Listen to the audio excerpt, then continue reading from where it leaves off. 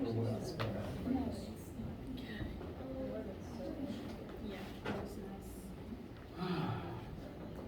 everybody. How y'all feeling?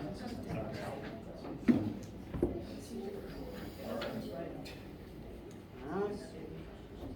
Normally I begin by asking for questions, but first I'd like to explain my goals for today and set the stage. Today is Monday, September 12th. The first homework and quiz are due tonight, and my goal for right now, for the first half of class at least, is to open the floor up for you guys to ask any questions that you have about the assignments or concepts surrounding it. Towards the end of today's lecture, I plan to move on and introduce Newton's laws that we'll be studying during chapter 4 this week. But I want to make sure to address any questions, concerns you guys have about the homework now to mitigate the need for you to be emailing around midnight tonight. If you have questions outside of this particular lecture, email me anytime. You can also try to find me here in the building. I'll be either in my office or in the lab room until about 4 p.m. this afternoon. But if you cannot find me, email me and I'll get you an answer as soon as I can, I promise. But, like I said, we'll address any questions you have now so that you don't have to email me about, hopefully you won't have to email me about them, and you'll be able to wrap everything up smoothly before tonight. So, now to open the floor up, what questions do you guys have?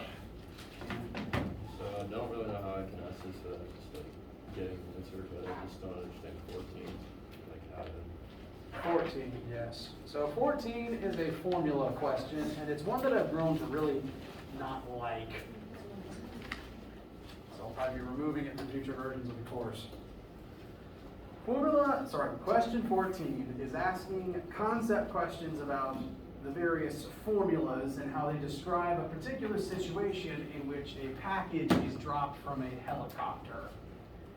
WebAssign is routinely acting weird about, well, the whole question, but especially the first part of C. So you are allowed to just take a look at this and I'll just explain as we go. What's happening here, the physical situation that's being described is the helicopter is descending at constant velocity. So this is a controlled descent. That is good. You don't usually want your sky vehicles to fall. So the helicopter moves down at constant v subscript 0, and the package is kicked out of it. The package, once free of the copter, will begin falling, will begin accelerating. And the package's initial velocity will be the same as the constant velocity that the helicopter descends at. The helicopter is the package's starting point. So if the chopper was descending at a constant 5 meters per second, and the package is kicked out of it, the package's initial vertical velocity would also be 5 meters per second downward, because that's where it began. And every single second after that, it would accelerate faster and faster towards the ground. And the question is asking you to manipulate and input answers in terms of the formulas that describe this motion without any numbers. A, what is the speed of the package in terms of the initial G and T? Use these variables and symbols as needed. So the package begins at a certain constant velocity and then is going to accelerate to an even faster speed downwards because of gravity. And the way I tend to describe this one, my board space is a little weird right now, is using formula 2.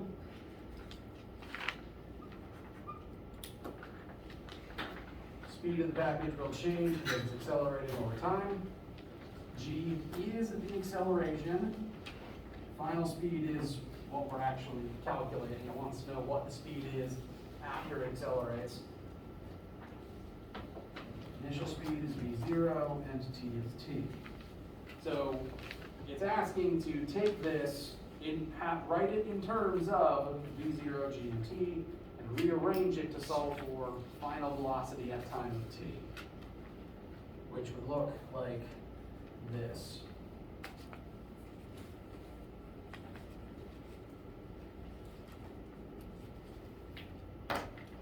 this answer means is, it starts at this speed, and it's going to accelerate to an even faster one every second that it drops. Now, it's specifically asking for speed, which is not a vector. As a result, there's no vector directions, there's no positives, there's no negatives in this particular answer. It's just what is the magnitude of how fast it would move each second. Part B is asking about the distance between the package and the helicopter, which I described this numerically as a comparison between Formula 3 for each object.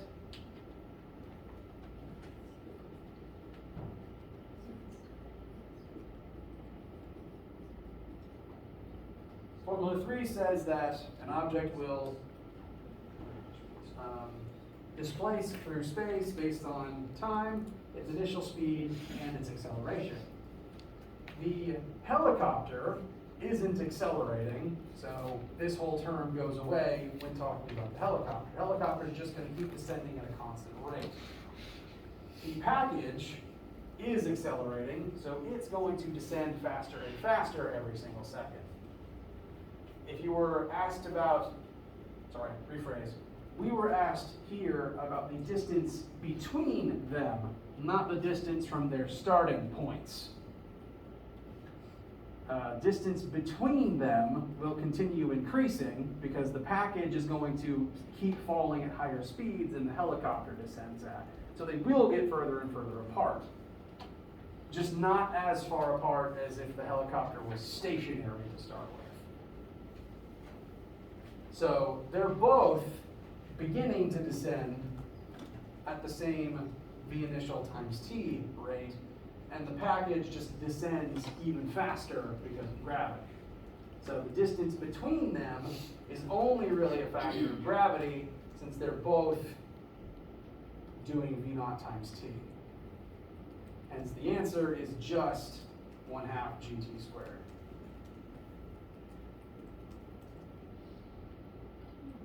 Does that make, yeah? Sorry, so the g is the acceleration? Yes. G stands for -9.8. That is the acceleration of these objects because of gravity. The acceleration of a falling object.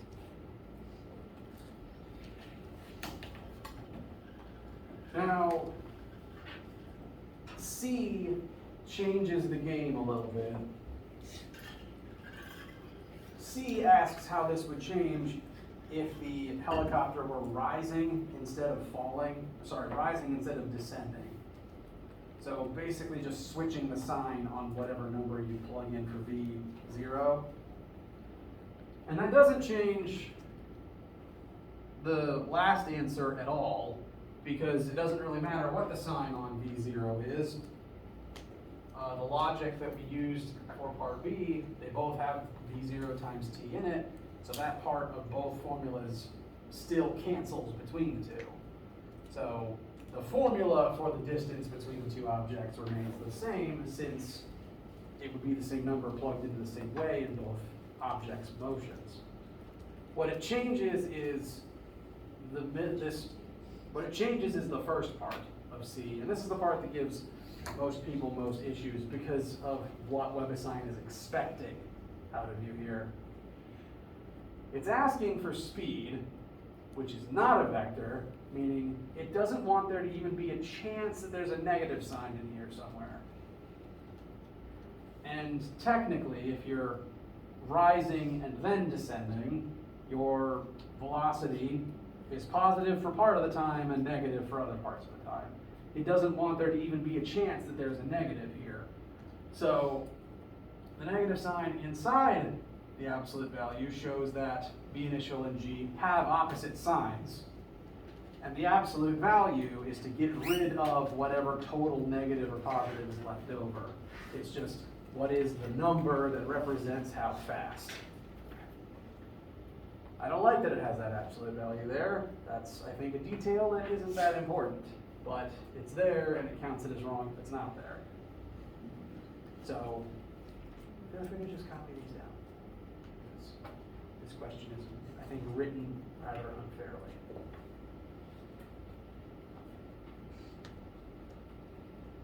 Does that help to ask the question in the first place? Okay. What else is on your mind?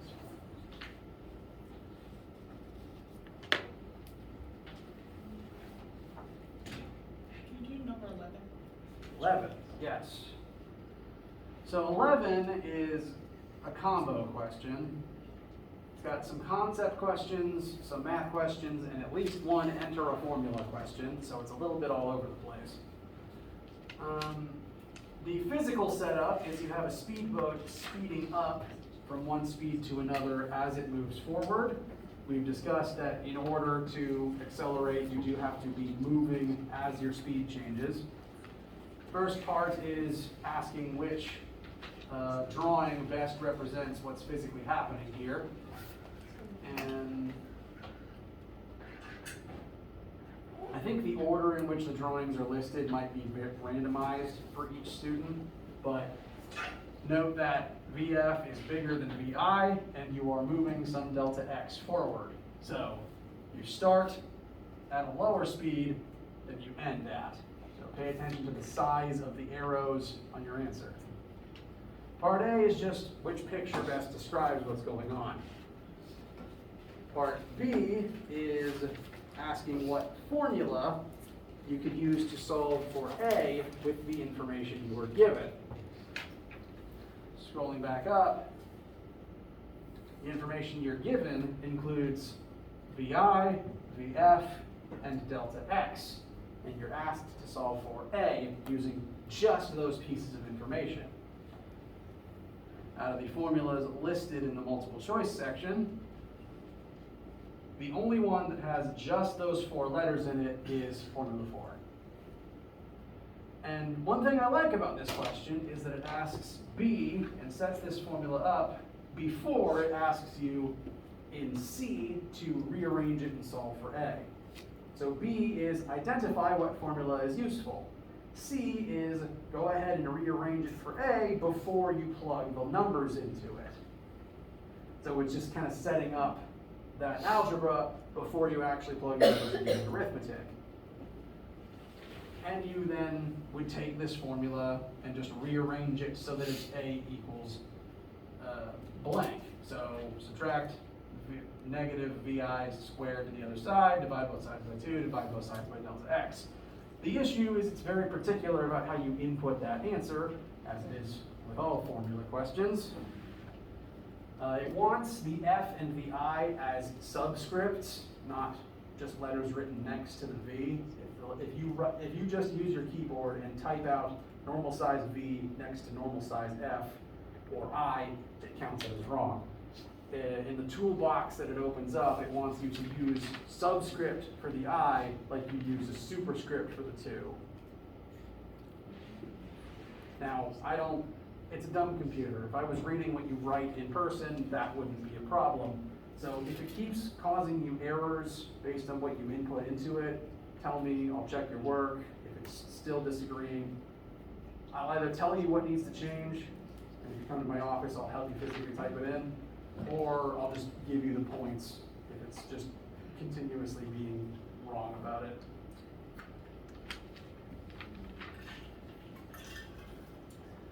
D asks you to actually use that formula and solve for A.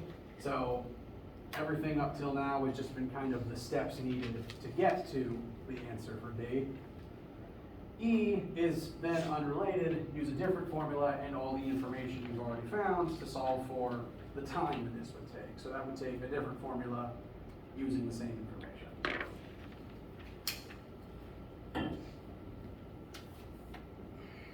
Did that help whoever originally asked? Okay. How does this one feel, and what other questions are on your mind?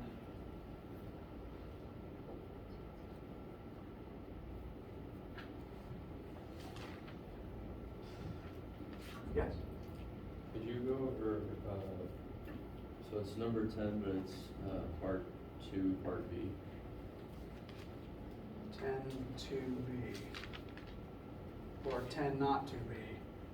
That is the question, and I am a doofus. Okay. I'm glad you asked. Yeah, let's look briefly at the whole of 10 real fast. So for 10, we have a velocity versus time graph. So x-axis is time, y-axis is what is the object's velocity at each of these times. So as soon as the stopwatch began, velocity was -8, stayed constant till here, it slowed down, turned around, and then at the end it's moving at +8.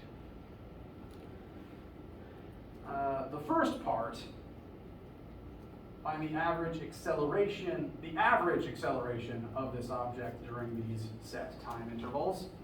So for I, average acceleration over time intervals asks you for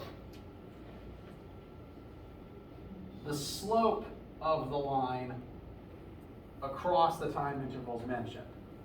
So part IA, what is the slope between 0 and 5 seconds?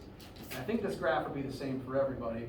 Between 0 and 5 seconds, there is no slope, because this graph tells us this would be a constant velocity of 8. It's not changing, you're not accelerating. So on a velocity versus time graph, slope is acceleration. So 0 to 5 seconds, slope is 0. 5 seconds to 15 seconds, slope goes from -8 to +8 over the span of 10 seconds. So 16 divided by 10 is 1.6. And then C is over the whole graph. Part 2, which is the one you actually asked about, find the instantaneous accelerations at each of the following times. You're still looking at the slope of the line, but rather than the slope over a period, it wants the slope at the exact moment that it's asking about. So, A, what is the slope at 2 seconds? 2 seconds, slope is still 0, no acceleration. B is the one you specifically asked about, so slope at 10 seconds. 10 seconds is smack here in the middle. The instantaneous velocity is 0, but this is still in that sloped region from 1B, where this was the acceleration. This is still the slope of that whole region, and that point is in this region. Does that help? Yeah, it's just when I did the math, I couldn't get 1.6. Well, that's fair. Where the 1.6 comes from is in part the first. The slope of the 5-second mark to the 15-second mark. That's a period of 10 seconds going from -8 to +8. And the slope here is acceleration. The formula for acceleration is change in velocity over change in time. So that would be 8 minus -8 over a span of 10 seconds. So 8 plus 8 over 10, 16 over 10, 1.6.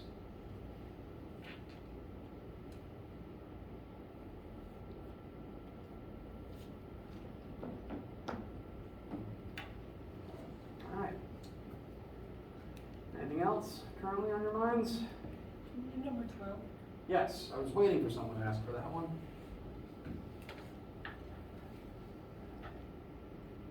So, I have my sample set up for 12 right here. 12 sets up a series of parts of a specific journey. I'm just going to call it a car for simplicity's sake. Car starts at rest and accelerates for this much for that amount of time. So that's the first leg. Second leg, constant velocity. Third leg, slows down for a certain amount of time. And your goal, at least initially, is for each of these legs, and I've listed the data for each leg separately and vertically. solve for the displacement that happens during each leg, the delta x for each leg. We want to know how far you traveled in each leg to figure out total distance traveled and then eventually the average speed for each leg.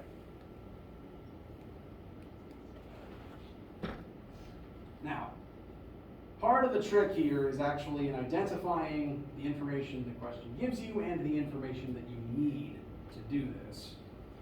The first part, for the first leg, I call them legs, like leg of a journey or leg of a route race,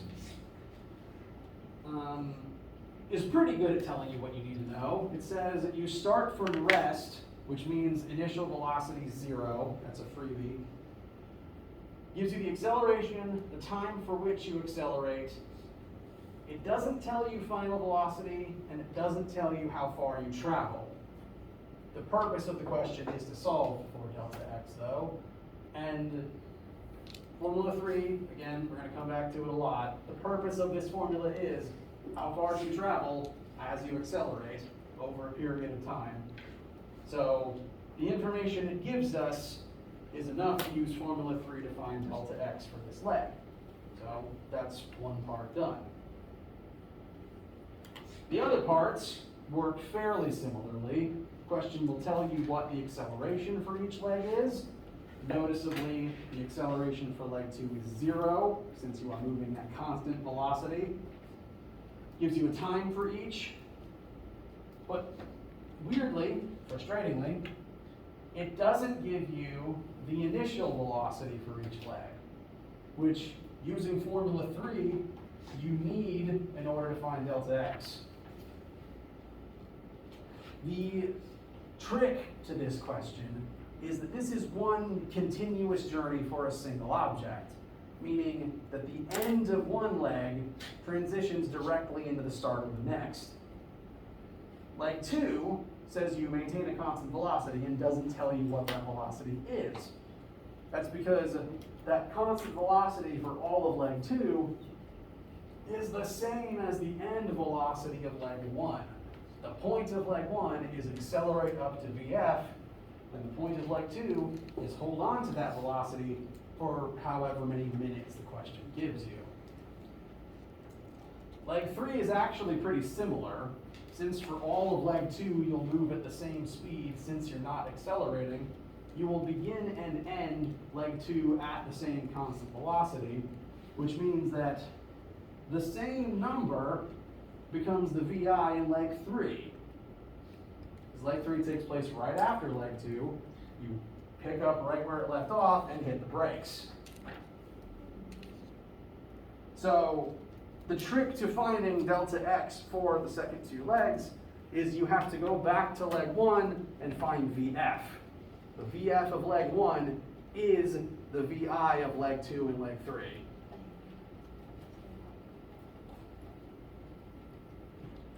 And there's at least 2 different ways you can find VF. I like formula 2. You could use formula 4 if you already found delta x for the first leg.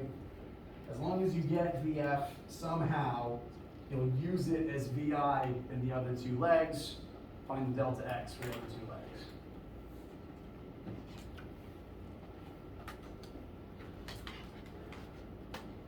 Once you have delta x for each leg, A asks you to add all those delta x's together to determine the total displacement for the whole trip.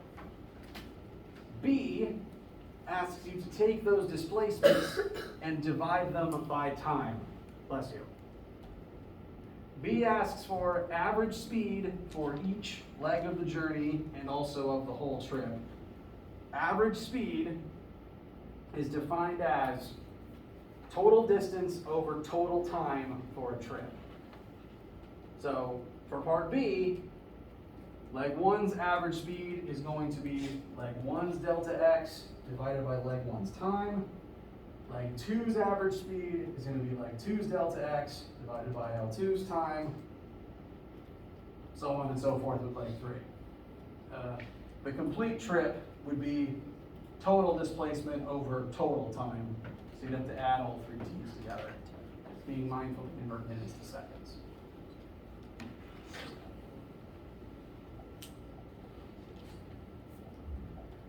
How does this one feel?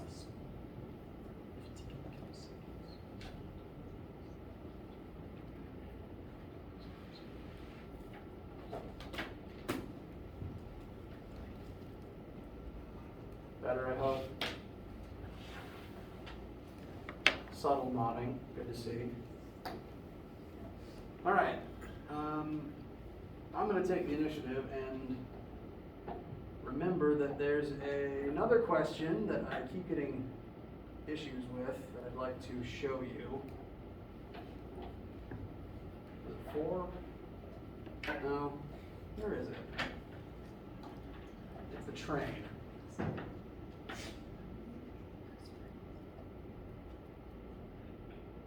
Oh, it's 13.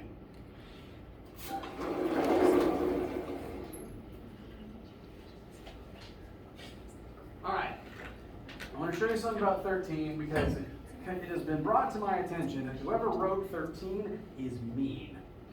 I don't like them. 13 talks about a train hitting the brakes and slowing down. You're given initial velocity, you're given acceleration as it slows down, and you're given the time it takes. Well, you're given a time. This is actually a misleading number. So you're given these pieces of information and asked to solve for delta x. How far does the train move as it slows down? Now, if you take all three of those numbers and just plug them into Formula 3 regularly, you'll get an answer of 0. We've discussed that in order to change velocity, you have to move. So the train definitely doesn't just come to an immediate stop and not go anywhere. That's not what's happening here. What's happening here is, it doesn't, and again, this is why whoever wrote this is mean. My sample numbers here say, you know, how far does the train move after 44 seconds? But with my sample numbers, it doesn't take 44 seconds to hit 0 and stop.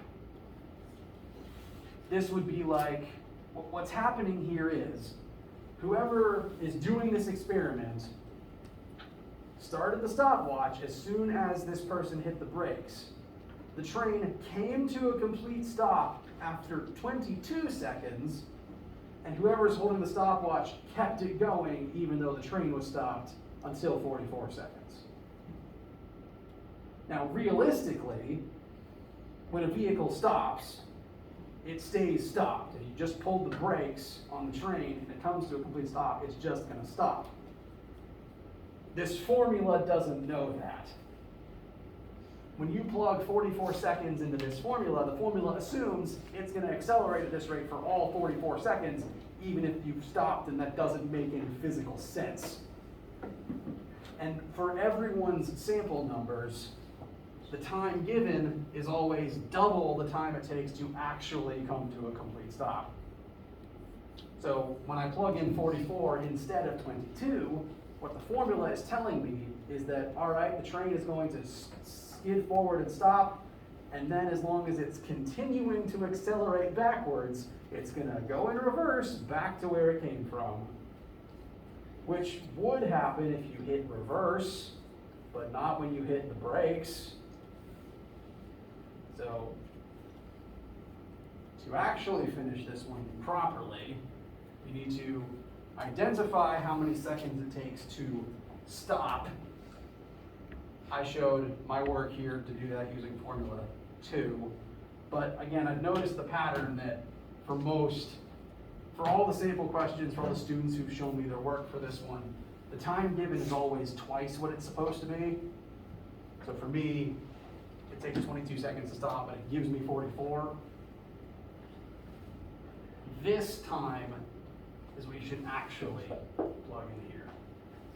Since that's the time it takes to actually stop. Because once you're stopped, this -1 stops being true. I want to make sure that didn't become an issue for you as you were closing things out tonight. This assignment, more so than any others, is more catch-22s and gotchas on it are normal, so I apologize. I promise most of the other assignments will be more straightforward than this.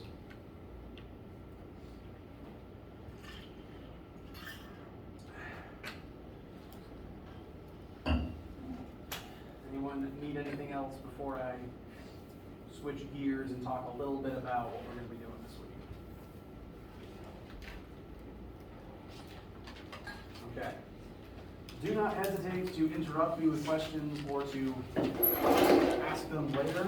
I'll be answering all questions at all times, I promise.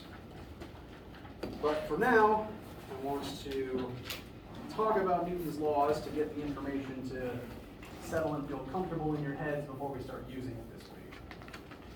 Now, Newton's laws, very important. I've mentioned them already a couple of times as concepts, and they have become foundational to how the world describes motion on planet Earth.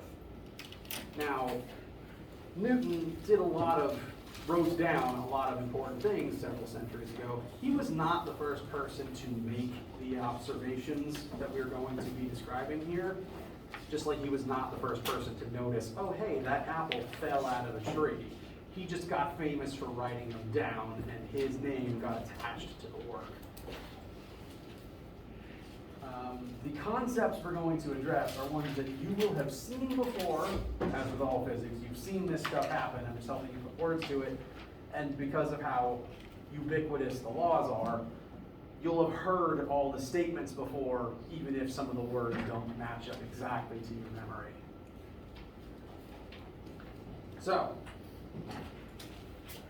when I say Newton's laws, I'm referring to 3 specific statements that Newton wrote down to describe motion. And they describe motion very well. I mentioned that astronomers were able to use these principles to predict the motion of planets in our solar system for hundreds of years, until they tried it on Mercury, and that's a whole other rabbit hole.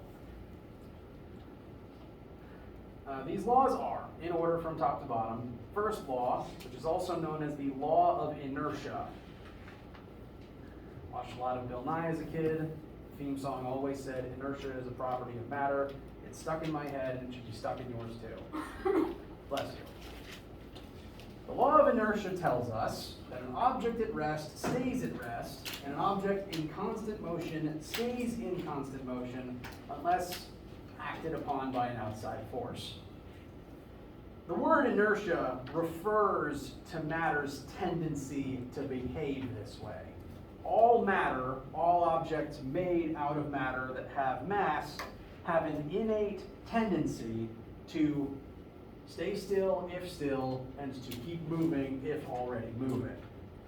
And they only will change their motion upon some outside force making them change their motion.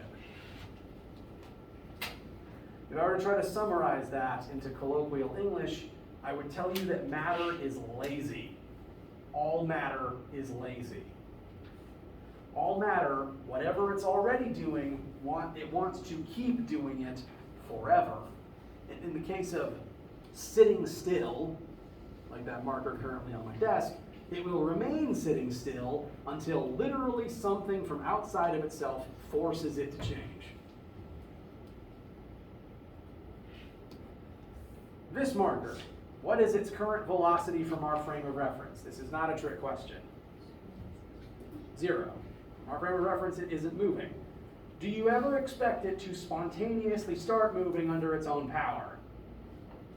No. It is an inanimate object. It is at rest. It wants to stay at rest. The only way to force it to not be at rest is to literally use force. Apply force to the object and make it change.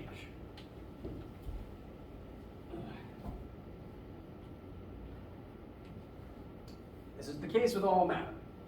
Matter is lazy. If it's still, it wants to stay still. Boulders don't start rolling on their own. They need usually a shove. You see this happen all around you. Objects just remain still of their own volition all the time. The other half of this coin is a little harder to observe on planet Earth. objects in constant motion will remain in constant motion until acted upon by an outside force. Not only does this marker want to keep sitting still if it is sitting still, when I throw it and it's moving, it wants to keep moving forever until something forces it to stop. This is kind of hard to observe on planet Earth, because on Earth we have things like gravity and friction and air resistance constantly interfering. But in space, where you don't have those things, if I was just floating in space and I tossed this marker into the void, it would begin traveling into the void at a constant velocity forever and keep moving in a straight line until it hits something or until it gets stuck in a gravity well. You may or may not have heard that one of the dangers of putting satellites and space stations in orbit around the Earth is that there is debris still in orbit around the planet from previous satellites and stations. A bolt could have flown off of Sputnik at some point, and that bolt, when it flies off of a satellite, it now is in constant motion, and there is no air resistance to stop it, so it will remain in constant motion, orbiting the Earth forever until either it eventually falls out of the sky or it hits something else orbiting the planet, like the solar panel of one of the Verizon satellites. We've lost millions of dollars of equipment because old debris from other people's satellites hits and breaks parts of new satellites. Millions of dollars spent because a bolt broke a solar panel, satellite loses power, falls out of the sky and burns up. And you can't really stop it. I don't know where all the bolts up there are. Can't predict that. They'll just keep moving until literally something gets in their way to stop them. And it's a big old pain. It's been said, there's a video game I played called Mass Effect, if somehow you haven't heard of it, where a drill sergeant tells recruits that Isaac Newton is the deadliest man in space, because anything launched into space keeps moving forever. You shoot a missile at a spaceship and miss, that missile will keep flying through the void forever until it blows up someone else's ship in a millennia or two. So, all objects remain constantly moving until something stops them. On Earth, friction tends to be the thing that stops objects most of the time, or if they hit something. Cars on the freeway. If you get up to 80 and then you take your foot off of the gas, does your car remain at 80? No. Why?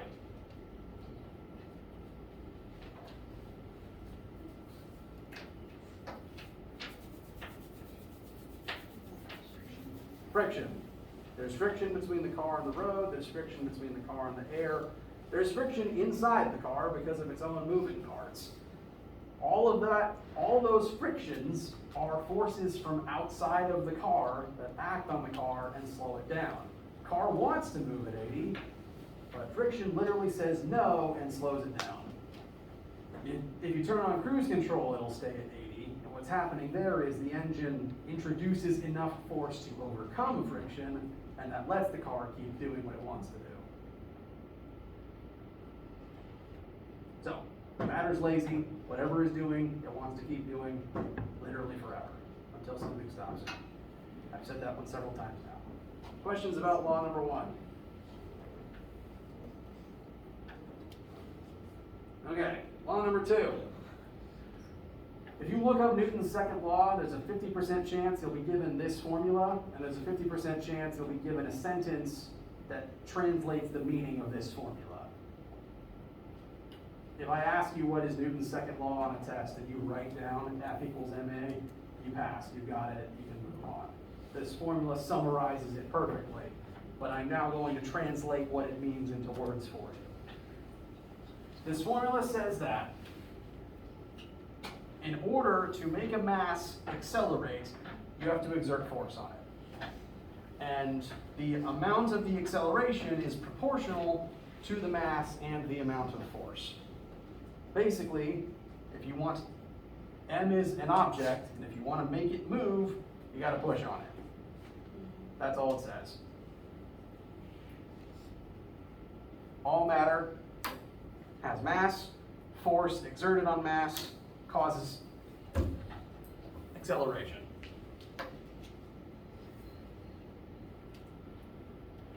And in general, the way the formula works, the bigger the force, the more acceleration you create. Or alternatively, the bigger something is, the more force is needed to make it accelerate in the first place. It takes a lot of effort to start pushing a train, whereas a large force on a small object, like a bullet, makes it shoot very fast. We'll be using this formula a lot. It's easily the main formula for force we'll be using throughout the semester. The lines underneath A and F represent that both A and F are vectors. We've already defined acceleration as a vector, and we'll talk more about, I guess, the stuff you'll need to calculate force tomorrow. Force is a vector. That's the thing I'm trying to say right now. Force is measured in units of newtons, named after the guy. And it is a vector because you can't push something without pushing it in a direction. There's no such thing as a directionless force. So they are both vectors. That's what the underlines mean. Who has not used sigma in math before? Okay then. I'm contractually obligated to review it anyway. That's the Greek letter sigma. You definitely see it on this campus pretty regularly. And in math, I erased my definition from earlier. In math, when sigma is applied to a variable, it means sum of. S-U-M of, not S-O-M-E of. Sigma force refers to the sum of all the forces currently acting on an object. I will alternatively refer to this as net force on occasion. Just means literally what is the net amount, the net sum of all the forces acting on something. And it's the net force, not an individual force, but the net force, the total force acting on an object that causes it to accelerate. This is an important distinction to make. I have placed my sample marker back in front of my desk. Are there forces acting on this marker right now? Sorry. Yes, head nodding, very good. Is the marker accelerating from our frame of reference? No, also a good observation. There are forces on this mass, why isn't it accelerating? They cancel each other out. They're all canceling out, very good. The two biggest forces that we can identify on this marker would be gravity down and force from the table pushing upwards. And in this specific case, they happen to sum to, they happen to add up to a net force of 0. They cancel out. Net force of 0 causes acceleration of 0. And specifically when net force is 0, that's when an object's inertia takes over and tells it keep doing what you're doing. So net force of 0 on marker, no acceleration, doesn't move. Net force of 0 on space debris means no acceleration, means it keeps constant velocity forever. So net force of 0 means no acceleration. That can mean stay still, or it can mean remains at constant velocity. Cruise control is a good example of remaining at constant velocity. Force from the engine forwards cancels out with friction backwards. Net force of 0, acceleration of 0, you can maintain 80 miles per hour. Net force equaling 0 is the most common way that there is an acceleration of 0 because secretly there's force acting on every single object in the universe. You can't really escape gravity. Even if you were light years away from Earth, there would still be a gravitational force between you and Earth. There's one right now between you and Pluto. It's just too weak to really matter. That just means that at this moment, there's incalculable gravitational forces pulling on you in every direction. They just all add up to 0. So, net force equals 0 creates no acceleration.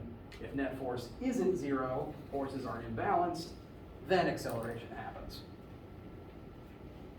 So all acceleration is due to an imbalance of force. I've rambled about this one for a while now. Any questions? All right, last one. We'll summarize it real quick. Third law, for every action force, there is an equal and opposite reaction force. I guarantee you've heard this one misquoted on TV before. If I lean against wall, wall will push back on me. If I put marker on table, table pushes up on marker, therefore marker pushes down on table. Every time something exerts a force on something else, that second object will exert an equal and opposite force back on the first one. Every single time. And the forces, the action-reaction pair forces, always come as an exact opposite pair. If A pushes on B, B will push backwards on A. Me lean on wall, wall push on me. Marker push into table, table push up on marker. Baseball bat hit baseball, therefore ball exert force on bat. When a batter hits the ball hard enough that the bat breaks, what's actually happening is the bat exerts force on the ball, therefore the ball exerts force on the bat. And if the bat can't handle the force the ball exerts on it, that's when the bat breaks. Really, if you hit something and it breaks, it's because that object can't handle the force being reflected back at it. I don't recommend this, this is the example that popped into my head. If you punch a cinder block and break your fist, then the force that the cinder block exerts on you is the same force you punched the cinder block with. It just means that the force you punched with was enough to crack your own fist. And that force was not enough to crack the cinder block. Don't punch walls. Pro tip. Questions?